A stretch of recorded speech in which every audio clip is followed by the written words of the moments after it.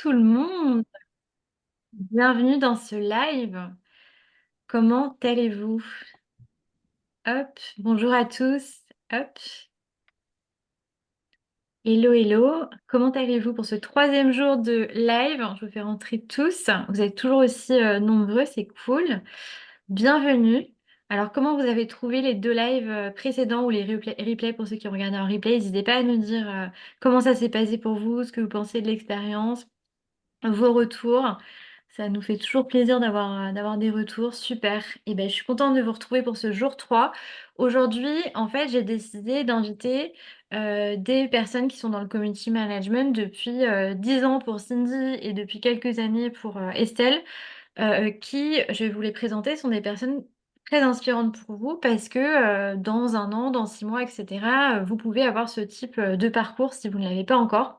Donc l'objectif, c'est vraiment de vous inspirer aujourd'hui avec des parcours assez proches de votre réalité et que vous ayez aussi des retours terrain concrets de comment ça se passe une activité de social media manager aujourd'hui. Donc le premier sujet, ça va être de voir ensemble comment structurer son activité pour générer à peu près 4 000 euros. On reparlera de ce chiffre, hein, pourquoi on l'a donné, sans s'épuiser. Mais l'idée, c'est d'avoir une activité qui est confortable, qui est rentable, dans laquelle on peut vivre et comment organiser son temps pour équilibrer vie pro et perso, en particulier par exemple quand on est maman, etc. Donc ça c'est un gros sujet aussi qu'on avait envie d'aborder avec vous. Et enfin, comment est-ce qu'on fait pour mieux monétiser son expertise, ses compétences, pour sécuriser des revenus stables? Parce qu'en freelance, on a aussi besoin de stabilité. Donc, et on n'en a pas parlé beaucoup ces des 2 derniers jours. Donc là, on est plutôt là pour vraiment vous parler de lifestyle, de comment on organise sa vie de community manager. Donc, je vous présente nos super intervenantes. Donc, d'abord Cindy, qui est la community manager de Social Media Lab, et je vais te laisser te présenter. Bonjour à tous, effectivement, je suis la community manager derrière le Social Media Lab. Je suis community manager depuis plus de 10 ans maintenant. J'ai accompagné plein d'entreprises dans plein de secteurs différents sur LinkedIn, Insta, TikTok. Je suis également créatrice de contenu UGC, je vais y arriver, et directrice d'une agence marketing qui s'appelle Youcom, en association avec mon conjoint. Donc un peu multicasquette et j'ai ce parcours depuis des années, dans le community management notamment. Super, merci Cindy. Et je t'avais découvert parce que tu avais fait un post en disant, moi j'arrive à gérer 20 clients par mois. Je vais vous expliquer comment. Et j'ai trouvé ça incroyable. Et Estelle qui est community manager depuis quelques années maintenant et qui avait fait le programme Social Media Expert, qui est notre programme phare aussi il y a un an maintenant. Oui, ça fait un an et demi. Moi, je suis ingénieure en agronomie de formation. J'ai bossé pendant des années à Paris sur ce domaine-là. Et en effet, on va parler de maternité, mais je suis devenue maman. Je suis retournée dans ma région d'origine du côté de Lyon et je me suis reconvertie. Je crois que j'ai fait mon déménagement en même temps que la formation Social Media Lab il y a un an et demi. Et en fait, moi, ma grande passion, c'est les chiens guides d'aveugles. D'ailleurs, vous pouvez me retrouver sous le nom de futur chien guide sur les réseaux sociaux. Et en fait, quand je me suis reconvertie, l'idée, c'était de creuser un peu plus ce que je pouvais apporter à cet univers-là. Voilà, donc je suis aujourd'hui community manager pour une école de chiens guides, qui est la Fondation Frédéric Gaillan, et aussi bras droit de deux, trois autres clients sur des sphères un peu différentes aussi. Super, et bravo pour ton parcours. Alors, on va rentrer tout de suite dans le vif du sujet. Vous commencez à connaître le principe. On fait le constat, et peut-être que vous le vivez aussi, et n'hésitez pas à nous le dire si c'est le cas, que c'est difficile aujourd'hui de vivre d'une activité de social media management parce que beaucoup de clients ne se rendent pas forcément compte du temps et de l'expertise que ça demande. Et Cindy, tu as beaucoup de recul sur le métier, ça fait 10 ans que tu es dans le métier. Aujourd'hui, quelles erreurs vois-tu chez les community managers, chez les freelances qui ont du mal justement à stabiliser leurs revenus et à vivre de leur activité? Donc, plein. Là, on parle vraiment des community managers qui ont du mal ouais, à stabiliser leurs revenus, pas à trouver des clients, on est bien d'accord. Ouais, on parle vraiment revenus, mais après, on pourra parler des clients, mais vraiment revenus, ouais. Ok. Je pense que déjà, il y a beaucoup de community managers qui s'éparpillent. Moi, je discute avec pas mal de community managers, notamment depuis que j'ai rejoint le Social Media Lab sur la partie community management, mais je me rends compte qu'il y a beaucoup de community managers qui savent pas cadrer leurs clients. et qui ne savent pas éduquer leurs clients. Alors, je sais que le terme éduquer peut paraître un peu dur, mais enfin, c'est vraiment comme ça qu'il faut le voir. Les clients, c'est un peu comme des enfants, pour le coup. Et si on leur dit pas exactement comment on fonctionne, si on cadre pas exactement la prestation, euh, ça part un peu dans tous les sens et c'est normal parce que, ben, alors encore une fois, je prends la métaphore des enfants alors que j'en ai absolument pas, mais c'est un peu comme un enfant, il teste les limites et c'est tout à fait normal, on est tous pareils là-dessus. Et du coup, si on ne dit pas à notre client, par exemple, que on n'est pas joignable par téléphone et qu'on préfère WhatsApp, bah, le client il va nous appeler à n'importe quelle heure et c'est tout à fait entendable puisque lui il ne le sait pas. Donc vraiment tout bien cadré et ça je trouve que c'est vraiment quelque chose qui manque chez les community managers. Quand je demande, quand je discute avec un community manager et que je lui demande ses prestations de community management par exemple et que c'est écrit, je sais pas, 3 publications par semaine, ok, mais sur quels réseaux sociaux? Quel type de publication? Est-ce qu'il y a des allers-retours dans tes publications? Est-ce que tu crées les visuels ou pas? Est-ce que le client a un délai pour faire ses demandes de modification? Et en fait, tout ça, si c'est pas cadré, bah ouais, au bout d'un moment, ça peut partir dans tous les sens et ça peut créer aussi des divergences entre bah, clients et prestataires et entraîner aussi un grain de sable dans la collaboration, ce qui est pas cool en fait sur du long terme. Donc ça, c'est vraiment une erreur fréquente que je vois chez les community managers. Super, merci Cindy pour ce retour d'expérience. Est-ce que vous avez ce problème-là? Est-ce que vous le rencontrez? Et toi, justement, comment tu fais pour cadrer tes clients? Comment ça se passe? Quels sont les réflexes que tu as justement pour t'assurer, par exemple, voilà, que tu puisses t'organiser comme tu veux? Moi, je fais toujours un contrat maintenant dans mes collaborations. Bon, après, ça fait 10 ans que je fais ça, donc j'ai appris au fur et à mesure, et c'est en apprenant de mes erreurs que j'ai appris aussi au fur et à mesure à créer à avoir un vrai contrat, donc que j'ai fait réviser par un avocat, hein. Et même si c'est un budget, bah, je trouve que c'est quand même important parce qu'au moins ça permet vraiment, encore une fois, d'avoir ce cadre où nous, en tant que prestat, on est dans ce cadre, mais aussi le client est également dans ce cadre. Euh, à chaque fois que je fais des présentations avec mes clients aussi, donc en call prospect, j'indique toutes les étapes de mon process à mon prospect. Donc, il sait que quand on va collaborer ensemble, il y a l'étape où je lui présente une offre sur mesure. Ensuite, si on signe ensemble, on fait l'onboarding. Ensuite, je fais la ligne édito et puis ensuite, je peux commencer à poster sur les réseaux sociaux. C'est bien dit aussi clairement avec mon prospect qu'il ne se passe pas 15 jours, enfin, comment dire, justement, il y a 15 jours entre cette phase d'onboarding et le moment où je commence à publier sur les réseaux sociaux. Il y a plein de prospects qui me disent, est-ce que vous pouvez publier maintenant ou alors il me faut les publications pour hier? Ben non, si vraiment il veut travailler avec moi, ce sera pas, c'est comme ça et ce sera pas autrement. Et je pense que ce qui a changé aussi sur ces 10 dernières années où j'ai évolué, où j'ai appris, c'est qu'aujourd'hui, je suis prête à renoncer à un client qui ne respecte pas mon cadre de travail. Mm. Euh, Moi, je sais que je suis absolument pas joignable par téléphone n'importe comment parce que je peux pas écrire des posts, créer des visuels ou tourner des reels ou des vidéos si chacun de mes clients m'appelle enfin, comme il veut. Je suis pas un call center. Donc, il n'y a pas de souci, on peut m'envoyer un message sur WhatsApp, on peut m'envoyer un SMS et à ce moment-là, on discute ensemble et je rappelle si urgent, ou alors on fixe un rendez-vous plus tard dans la semaine. Mais voilà, ça, c'est ma manière de fonctionner. Et si un client me dit vraiment, bah, moi, j'ai besoin d'un community manager qui soit joignable tout le temps, bah, très bien, il y a d'autres community managers sur le marché qui seront ravis de travailler avec ce prospect. Super, merci Cindy pour ce beau retour d'expérience. Et toi, Estelle, tu as un petit peu moins d'expérience que Cindy, mais du coup, c'est super intéressant aussi parce que tu as vraiment démarré de zéro, tu t'es reconverti et tu as pour autant, je trouve, restructuré ton activité assez rapidement, atteint une stabilité financière assez rapide par rapport au fait que tu démarrais de zéro. Quels sont les blocages que tu as eus? Qu'est-ce que tu as dû dépasser justement pour arriver à cette stabilité financière en partant de zéro? Bah, comme tu le dis, moi, l'activité, elle a vraiment repris en juillet 2024, hein, donc ça fait même pas un an. Et aujourd'hui, elle est stable et à plus de 4K par mois.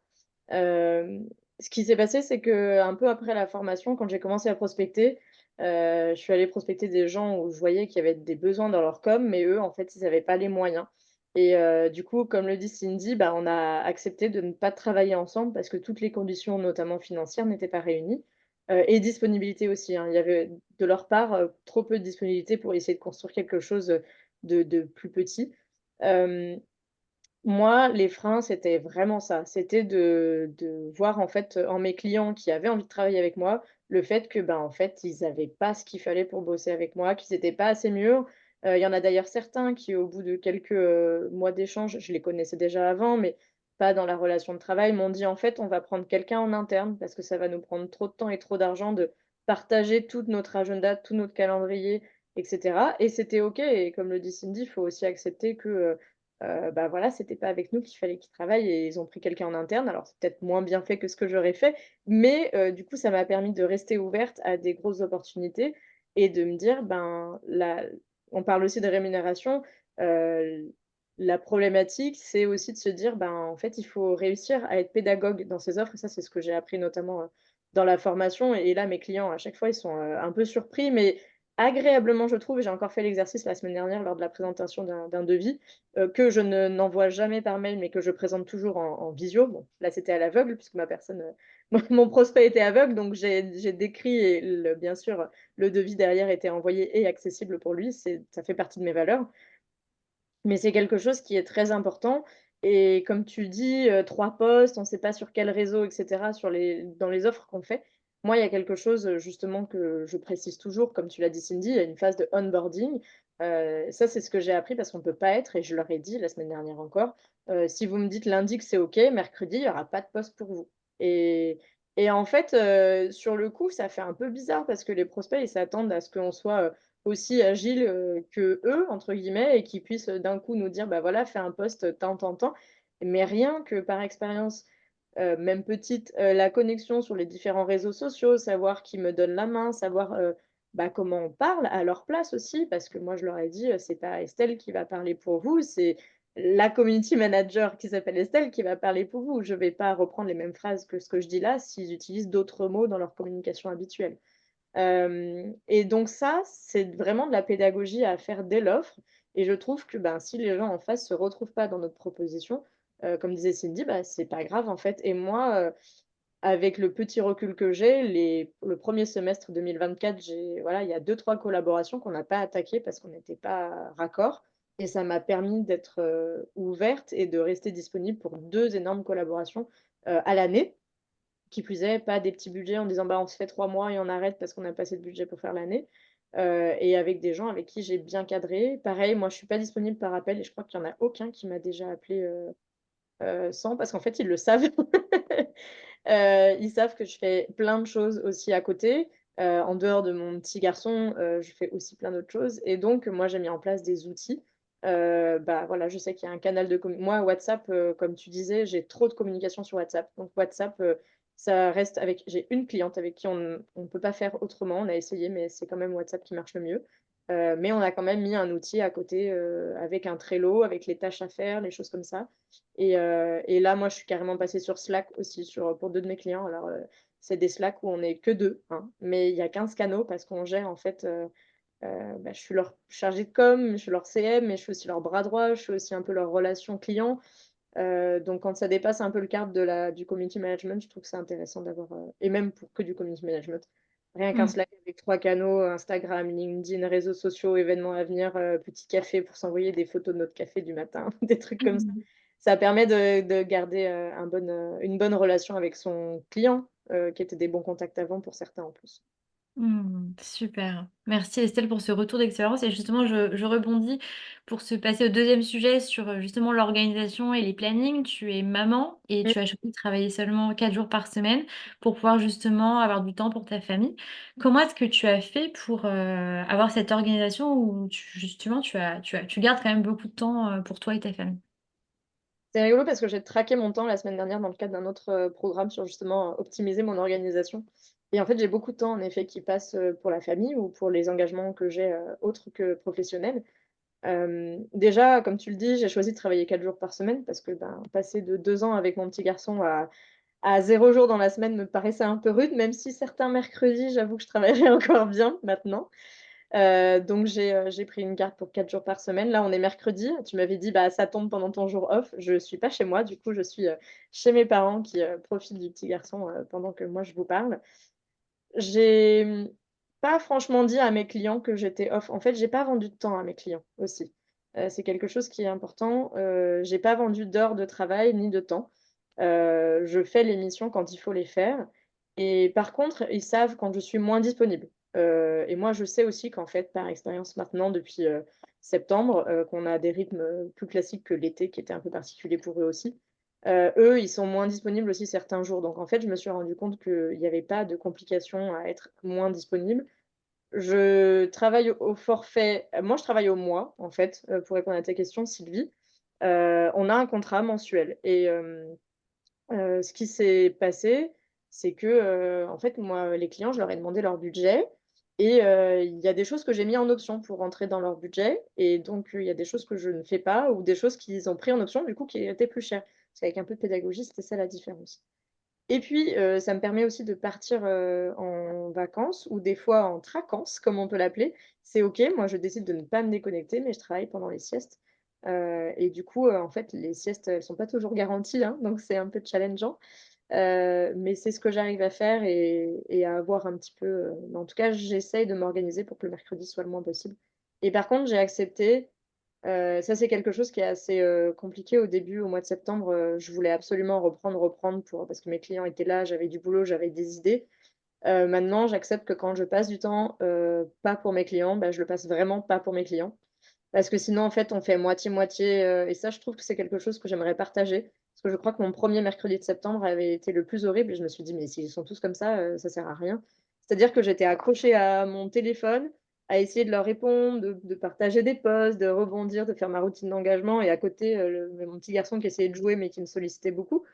Et en fait, je me suis dit: «Bah, en fait, on sauve» enfin, dans notre métier, je sais pas vous, mais normalement en community management, on sauve pas des vies. Moi, je travaille quand même pour les chaînes guides d'aveugles, donc ça permet beaucoup de choses. Mais si je réponds pas à un message pendant une demi-heure, personne ne va mourir. Je ne suis pas aux urgences, je ne suis pas le 15. Et donc, j'ai accepté de me dire, bah voilà, je prends du temps et puis de temps en temps, je regarde mon téléphone. Mais c'est pas toutes les 3 minutes. Et c'est bien aussi parce que bah, mon petit garçon, il prend le rythme aussi. Donc, s'il me voit avec mon téléphone tout le temps, c'est pas très bien en termes d'éducation pour lui aussi, quoi. Je sais pas si Merci ça te répond à ta beaucoup, question. merci beaucoup, Estelle. C'était une réponse super complète. Et je pense que ça va donner des idées. N'hésitez pas à poser vos questions à Estelle. Profitez-en. Elle peut vous répondre aussi dans le chat. Salut Céleste. Cindy, toi, tu es community manager, tu es directrice d'une agence, tu es aussi musicienne, tu as plein de passions dans la vie pour travailler avec toi. Je vois que tu es quelqu'un d'extrêmement organisé. Comment est-ce que tu arrives à gérer plusieurs activités, tes différents clients sans t'éparpiller et surtout sans t'épuiser? Bah, un peu tout pareil qu'Estelle. Alors, pour le coup, j'ai pas d'enfant, mais effectivement, je suis chanteuse donc, dans un groupe de rock. Et donc, bah, forcément, ça me demande aussi du temps, surtout que je m'occupe moi-même de la com, du coup. Euh, mais ça a été, enfin, depuis qu'on s'est lancé avec mon chéri, ça a été pour nous un indispensable de prendre nos mercredis après-midi. Alors, encore une fois, je n'ai pas d'enfant, mais on voulait avoir du temps pour nous. On voulait avoir du temps à passer bah, pour notre couple parce qu'on est tous les deux entrepreneurs et le professionnel a vite fait de venir sur le perso quand on est un couple d'entrepreneurs. C'est pas facile. Donc pour avoir cette séparation dans la semaine, en fait, on avait besoin de prendre vraiment ce temps pour nous le mercredi après-midi. Donc en général, je ne travaille pas le mercredi après-midi. Et comme Estelle, mes clients ne le savent pas forcément. C'est à moi de gérer mon temps et je ne sauve pas des vies, pareil. Du coup, bah, si je réponds pas le mercredi après-midi, je réponds pas le mercredi après-midi et c'est OK et ils auront des nouvelles de moi le lendemain. En général, mes clients n'attendent pas 48 heures pour avoir de mes nouvelles. Donc j'estime que déjà 24 heures de délai, enfin, c'est déjà très bien. Après, quand je vois que j'ai plusieurs messages, bah, forcément, je réponds ou alors je dis que je ne suis pas dispo. Parce que bah, si le client en face est en attente, c'est normal aussi de pouvoir lui répondre et lui dire qu'on n'est pas disponible. Mais voilà, j'ai ce temps qui est bien défini. Euh, le vendredi après-midi aussi, c'est un temps que je prends pour moi, mais cette fois sur ma communication, pour que ce soit vraiment bien organisé, parce que même si j'ai plusieurs clients à la fois, je switch entre de la compta, entre de l'immobilier, entre du bien-être. Et je peux pas, enfin, même si je suis partout à la fois pour mes clients, ben moi, ça me donne pas l'espace pour moi, pour ma propre communication. Donc ça, je le mets de côté, je le mets à la fin de la semaine. Je sais qu'en général, les clients s'occupent pas de moi de toute manière à la fin de la semaine parce qu'ils sont dans autre chose. Ils sont déjà soit dans leur week-end ou complètement dans autre chose. Donc moi, je me mets ce temps entre guillemets off pour ma propre communication. Et j'avais jamais entendu parler du concept, enfin du concept aussi, mais le mot traquance. Mm. Euh, mais par contre, effectivement, nous, on aime bien partir aussi à droite à gauche, faire des city trips, etc. et se laisser l'opportunité de pouvoir travailler. Mais ça va être des moments très partiels. Par exemple, on va bosser le matin et l'après-midi, on va profiter. En général, c'est comme ça qu'on fait un peu nos traquances, du coup. Ce qui donne des périodes très, c'est cool parce que quand on est entrepreneur, enfin, je pense, le principe, c'est quand même d'aimer ce qu'on fait. Donc, moi, couper totalement, sauf vraiment quand j'en ai grand besoin, et parfois ça arrive aussi quand on est community manager, parce qu'on est sursollicité de par les réseaux sociaux et le digital. Mais si je suis pas dans cette période où j'ai vraiment, vraiment besoin de couper, je sais pas couper parce que j'aime ce que je fais. Donc, j'ai envie de ouais, pouvoir m'accorder 2 heures ou 4 heures le matin pour bosser et puis voilà, profiter l'après-midi. Donc c'est vraiment une organisation comme ça où se laisser aussi l'opportunité de faire ce dont on a envie. Euh, J'étais coincée au début et pendant de nombreuses années sur le modèle du salariat.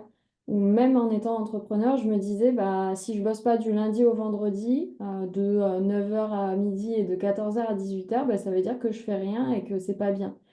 Mais ça, c'est hyper un schéma de salarié, quoi. Et j'ai réussi à m'en détacher petit à petit, mais ça a pris des années pour moi. Alors j'espère que s'il y a des gens qui sont dans ce cas-là, ça leur prendra pas des années.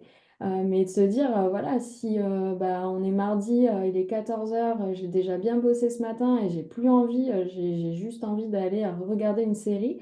C'est OK, en fait, je suis entrepreneur aussi pour ça, pour pouvoir me faire plaisir et faire comme je veux et gérer mon temps comme j'en ai envie.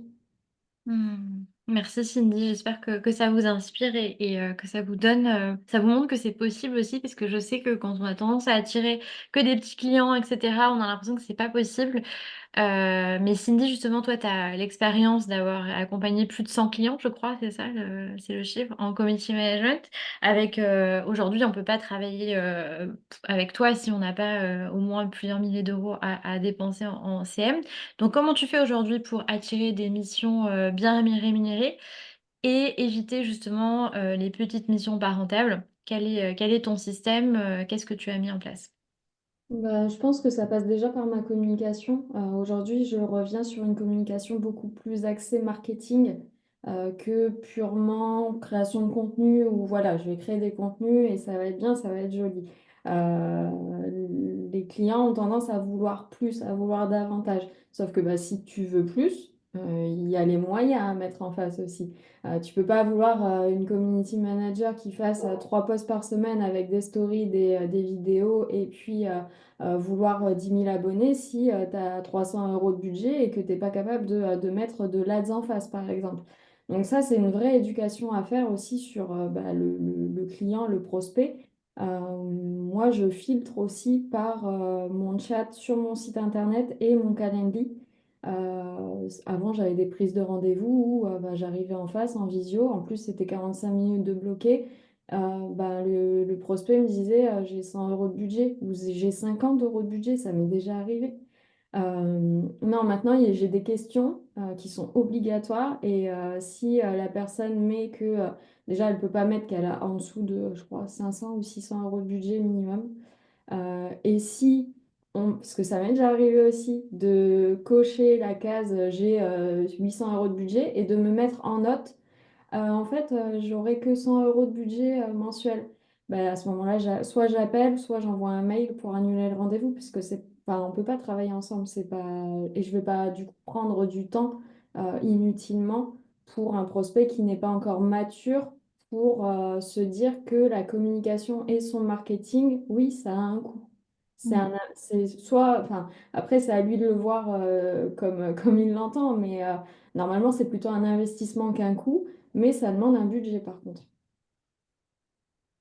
Merci Cindy pour ce retour. Et d'ailleurs, on va peut-être en profiter pour répondre à une question qu'on a dans le chat là depuis quelques minutes sur justement les clients qui demandent à ce qu'on soit présent en présentiel. Qu'est-ce que tu en penses, Cindy, de ça?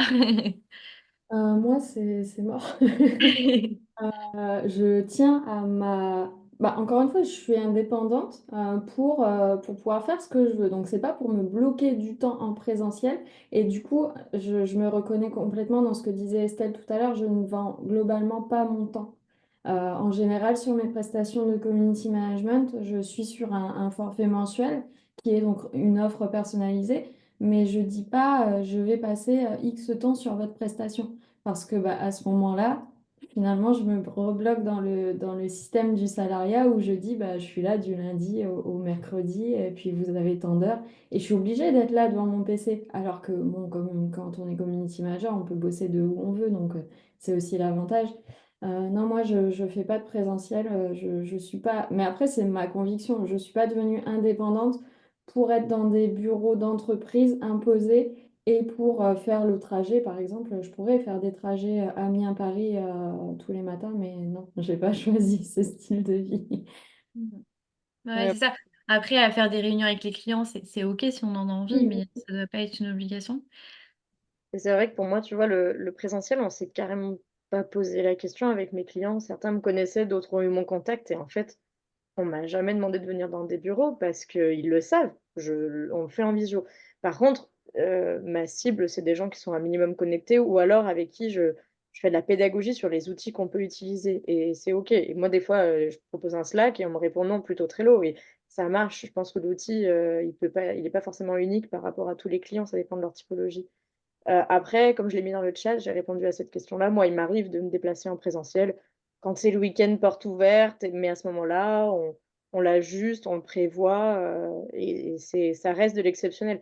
Après, moi, ce que je propose aussi, c'est quand il y a des choses et que moi je peux venir, je peux m'organiser pour venir, les clients, ils sont très contents aussi quand ils n'ont pas demandé et qu'on vient de temps en temps, parce que c'est aussi du relationnel. Mais à ce moment-là, on se fait un resto et on discute l'après-midi, mais c'est pas, on n'est pas chacune derrière un ordinateur face à face pour faire nos tâches et pour moi, il y a aucun intérêt. Je travaille de partout et ils le savent et c'est ce qu'ils aiment aussi. Merci pour ce retour d'expérience. Et justement, Estelle, je voulais justement te poser la question. Toi, tu as réussi à bien monétiser ton activité à partir du moment où tu as commencé vraiment à communiquer sur ton offre, avec une niche à la base qui, on pourrait se dire, n'était pas forcément, tu vois, moi, je me serais pas dit que c'était l'opportunité, tu vois, de l'année, et pourtant, tu as bien réussi. Donc, comment est-ce que tu as fait pour, en partant de zéro, parce que tu partais de zéro sur la partie community management, à construire une offre rentable? Avec des clients qui te payent bien et dans un secteur qui te passionne parce que c'est le rêve, de beaucoup d'entre vous, je sais et toi, tu as réussi en partant de zéro, donc est-ce que tu as des conseils à donner, un retour d'expérience, à partager pour inspirer? Bah, mon retour d'expérience, c'est qu'en fait, je le partageais hier avec, Sandrine qui est actuellement dans le programme. Le questionnaire que vous nous faites faire au tout début, il pose les bases de, la cible qu'on veut et surtout d'aller voir ce que la cible recherche et ce dont la cible a besoin. Parce que, ben, faire coller ses passions avec il faut trouver la cible quand même. Il y a plein de gens qui ont plein de passions, mais si on n'arrive pas à la monétiser derrière, malheureusement, on peut pas réussir à payer nos factures. L'idée, c'est que les gens qui m'ont recontacté savaient déjà que je m'étais formée à ce nouveau métier, me connaissaient déjà par mon podcast puisque, bah, je le dis là, mais je suis une référence, il y a pas d'autres podcasts sur les chaînes d'aveugles aujourd'hui. Mon podcast a 5 ans aussi, donc voilà, il y avait du travail, mais qui était pas du tout fait à l'origine pour, me reconvertir. Les clients, toutes les associations comme je le disais tout à l'heure, n'ont pas, envie de travailler avec moi et d'ailleurs, je ne pourrais pas travailler avec toutes les associations et faire un travail aussi qualitatif aujourd'hui. Je pourrais, déléguer, mais moi toute seule, pour l'instant, je travaille vraiment toute seule. Je délègue à personne. Même, si je veux garder en plus mon temps, c'est compliqué. Après, il a fallu faire de la pédagogie sur c'est quoi un community manager, c'est quoi un social media manager aujourd'hui. Et donc là, au fur et à mesure, en fait, le prix arrive à la fin de ma présentation. Et quand le prix est présenté, ils savent déjà tout ce qu'il y a dedans. Et donc, ils disent, ah ouais, en fait, bah oui, oui, en fait, vu tout ce qu'il y a comme boulot, vu qu'il y a les 15 jours de onboarding, d'audit, de benchmark, de construction de stratégie ensemble, oui, en effet, c'est plus que ce qu'on avait prévu, mais en fait, ça va beaucoup nous apporter. Là, c'est ce qu'on m'a dit à mon dernier devis la semaine dernière. Pourtant, c'est un devis tout petit, c'est 2 communications par mois, mais au final, je ne l'ai pas fait à 100 €, hein. Je ne l'ai pas fait à 1 000 non plus parce qu'il ne faut pas exagérer. Mais ce que je veux dire, c'est qu'on n'est pas obligé de pricer, 25 € par poste. Enfin, moi, ça me paraît incohérent parce que derrière un poste, il y a tout un travail de, on apprend à se connaître, on voit pour faire des photos, on écrit un texte et donc cadrer et former, c'est à nous de les former aussi, sur la communication. Ils savent pas, surtout que moi je travaille, comme tu disais, dans une sphère. Là, le devis que j'ai présenté la semaine dernière, c'est une personne déficiente visuelle. Eux, ils mettent 0 photo dans leur communication, tout simplement parce que en fait, lui, il les voit pas les photos et il voit pas l'intérêt. Donc il m'a dit: «Bah, tu vas aussi nous aider et ce que tu peux nous apporter, c'est à communiquer envers les voyants», ce qui est en général l'inverse. D'habitude, j'apporte plutôt de l'accessibilité, pour les déficients visuels. Là, ça va être le travail inverse et pour moi, c'est génial ça. Top. Bah, merci pour ce beau retour, d'expérience. On a beaucoup, beaucoup de questions. Vous le savez, on n'a qu'une demi-heure, mais n'hésitez pas à si vous n'avez pas eu de réponse de l'équipe, on essaie de vous répondre à tout le monde, à les poser aussi dans la communauté sur, Instagram. On a créé un canal communauté, qui est animé par Cindy d'ailleurs, donc n'hésitez surtout pas à les poser si jamais on n'a pas vu passer, votre question. Et bah, je voudrais terminer, voilà, on a dépassé l'heure, mais par, que vous puissiez nous donner une recommandation, finale. Cindy, toi, c'est quoi ta clé pour justement bien valoriser son travail et ne plus travailler à perte si tu devais donner un seul conseil, une seule clé? Euh, je réfléchis. Est-ce que Estelle elle peut répondre avant moi? Ah oui, c'est pas facile, un conseil. Hmm, Tu veux que je réponde sur mon conseil pour, structurer Vas-y, Estelle, ouais, ouais, go. Déjà, éviter de vendre du temps. Vraiment, en fait, je l'ai fait sans conscientiser, mais du coup, les clients ne m'attendent pas, sur un horaire et après, il faut pas non plus avoir une semaine de délai de réponse, hein. C'est quand même une collaboration, on s'aide les uns les autres. Voir vraiment ça comme une collaboration et aussi pas qu'une prestation. Mais mon conseil numéro un, c'est, ne pas vendre du temps pour être maître de son temps. Hmm. Merci pour ce super conseil. Et toi, Cindy, t'as trouvé? Je suis d'accord complètement avec le fait de ne pas vendre son temps et de ne pas vendre non plus du nombre de postes. Ouais. Je parlais tout à l'heure de 25 € par poste. Ça m'est déjà arrivé qu'on me dise, mais en fait, votre nombre de postes, ça fait ouais, X euros. Moi, je suis plutôt pour 5 € par poste, mais absolument pas. En fait, c'est réussir à se valoriser en tant que community manager et bien indiquer que on n'est pas juste là pour poster, on est là pour être la vitrine de l'entreprise, pour être le bouclier de l'entreprise quand il y a de la gestion de crise ou du bad buzz, par exemple. Ça va vraiment plus loin que juste on poste des photos sur Internet et c'est devenu beaucoup plus compliqué aussi parce que bah, les IA, ChatGPT, etc., etc. C'est important de réussir à se démarquer et prouver sa valeur ajoutée par rapport à tout ça.